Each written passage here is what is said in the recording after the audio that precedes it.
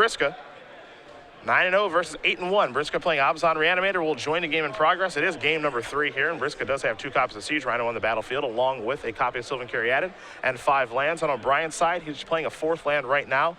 2 copies of Heir of the Wilds on defense to kind of slow down those Rhinos, though if you see Rudy's hand, looks like there's a copy of Bile-Blight. Timely.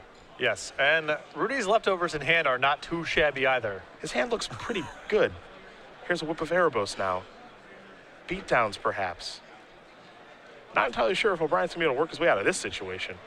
Well, maybe we joined at a bad time. Well, I actually love walking in on game 3 beatdowns, but, you know, one of the cards in question here is Destructive Revelry. There's 4 copies in Christopher's sideboard. If he can blow up the whip, he may be able to shore up the ground a little bit, but he is way behind right now.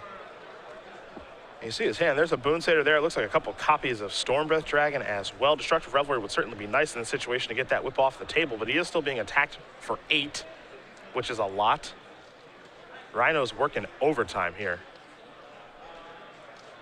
It looks like he may have a copy of Barrage of Boulders in his hand, but that's the wrong game for this. Yeah, we're pretty far away from that mattering.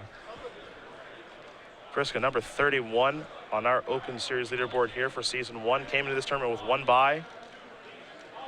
Again, did win our Legacy Open the last time we were here in very impressive fashion. Did not lose a match, not lose a game in the elimination rounds with Jeskai Stoneblade. He's looking to add another trophy to his mantle. Really had a large influence on the deck that Brian Brodwin played at Grand Prix New Jersey and won the whole event with. Pelucranos to draw, but that's not going to do it because he has to pay a life to even cast it thanks to his Manic influence. Rudy Briksza going to win this match here over Christopher O'Brien, giving him his first loss. Both these players do now move on to 9-1. For O'Brien, he picks up a loss. For Briksza, he picks up a win. And Abzan Reanimator does it again. Big win there for Rudy. And as you mentioned, now no undefeated players left in the event. Everyone with at least 1 loss. And it's going to be a really tight field to make the top 8. Abzan Reanimator's deck that we saw a lot of in Portland.